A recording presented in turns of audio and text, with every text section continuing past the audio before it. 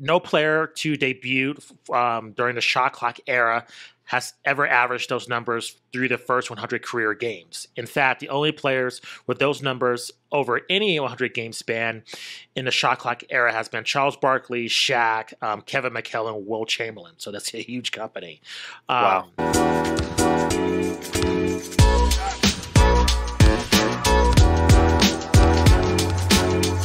Justin, you brought this article to my attention, so I want to throw it to you. But Zion Williamson, over the past 100 games, he has now played his 100th game as a basketball player in the NBA.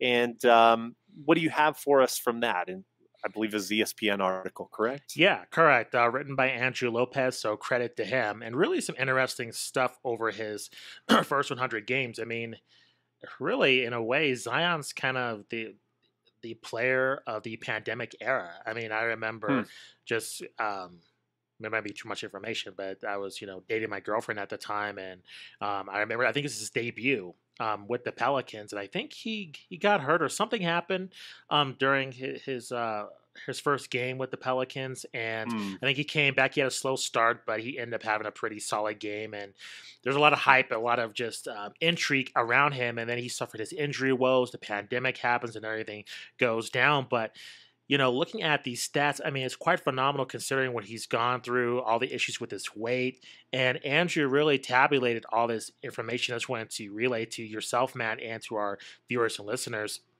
It says that Williamson is averaging about 25 points on 60% shooting for his career.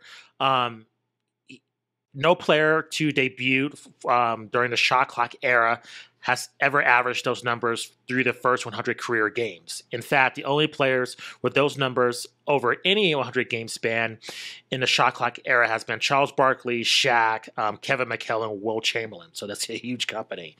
Wow. Williamson is the 12th player in the NBA history with 2,500 points in his first 100 career games. So he's at 2,524 points currently as of the recording of this podcast on November 29th. Hmm. He's the first player to pull it off since Michael Jordan.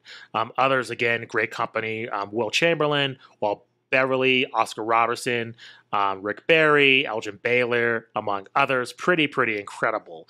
Williamson has 42 career games with 20 points within the restricted area. No player to debut over the last 25 seasons has done it over 10 times through their first 10 through their first 100 career games. Williamson has scored, let's see, because it looks like here, just looking at the stats, he has 54 career games with 25 points and 50% shooting, and that's tied with Kareem Abdul-Jabbar. He has 98 games with at least 10 points.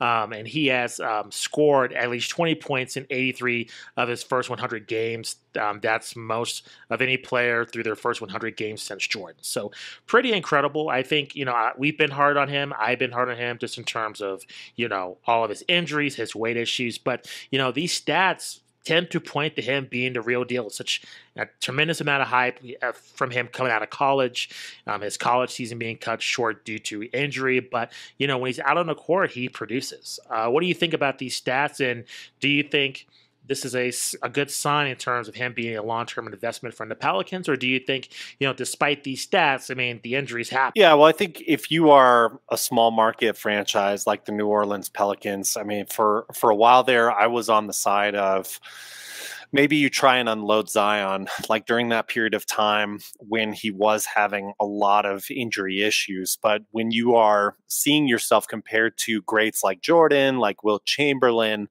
and you are a small market franchise like the Pelicans, who, just to be blunt, I mean, don't tend to bring in a lot of free agents, a lot of big names. I think you have to roll the dice with Zion and just hope that you get good luck with the injuries, hope that he can stay healthy and live up to that potential. And I think ultimately, long story short, we all know that Zion needs to be there for the playoffs. We haven't seen him really spend all that much time in the playoffs just yet. He missed the playoffs last year in spite of the Pelicans being competitive with the Phoenix Suns. Would have been interesting if he was uninjured and ready to go, would have been interesting to see how he could have changed that series. And then maybe the Suns get upset before they even go and get upset by the Mavericks in that next series. So I think, Zion is still incredibly young. He's obviously talented. I've had more opportunities to see him play since the injury issues kind of piled on, and since he's come back, and he is scary if you're playing against him. I mean, the way he just kind of can dominate the lane, can create his own space just by his physicality. And it sort of reminds me of when Charles Barkley was really athletic, like on the Philadelphia 76ers. That sounds like a dig. I didn't mean that like a dig on Charles Barkley. He was very athletic on the Suns and part of his time on the Rockets too. But the way, what I mean is like that low center of gravity type of player, since he's not giant in terms of height, but he's got weight and musculature, can dominate those rebounds in spite of being shorter than other guys around him. Kind of reminds me of Charles Barkley in terms of that potential, but has the potential here to, based on those players you're comparing him to and what those numbers say, be even greater than that. What I want to see is that sustained success, and I do wonder how much the statistics are impacted by him getting lots of periods of rest between those bouts on the court. But all in all, you have to be encouraged. So apologies for the long, drawn-out answer there, but please give me your Zion thoughts. Yeah, just real quick. I've always been impressed with Zion. I think we are very similar. This season is critical, and not so much to the Pelicans' success, but just if Zion can just play the majority of games and produce up to what him and the organization has for him. If that happens, I think there's a lot of optimism, even if they get bounced in the first round. I know that seems kind of contradictory, but I think him as having a solid season where he's mostly healthy, I think that's going to really, really help him and get him into a consistency to where he can grow confidence, because I think we saw a similar situation with Steph Curry, just with his ankles, and I think there's a lot of speculation as if is he going to be a bust, what's going to happen with him, and he really turned it around. So I think with Zion, there is precedent here for him to follow in Steph's footsteps. I mean, take a look at what Curry's doing now; it's pretty incredible. So I think this season for the Pelicans, I know they have a lot of expectations. It's based on last season, them overachieving and with Zion returning. But I think just for their long-term success, if Zion can just keep this pace of playing consistently and not suffering a massive injury, I think that's going to bode well for his career. And if you guys are hot on Zion, I mean, per Bovada, I found it interesting that he has both the same MVP and most improved player odds at plus 15,000 on each of those.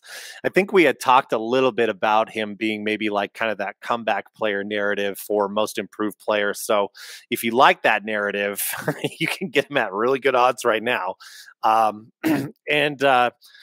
Yeah, I think sky's the limit for Zion. I mean, if he can keep his health, I hope, that he absolutely does have a resurgence like Steph Curry. That'd be great for the league overall, certainly great for that franchise.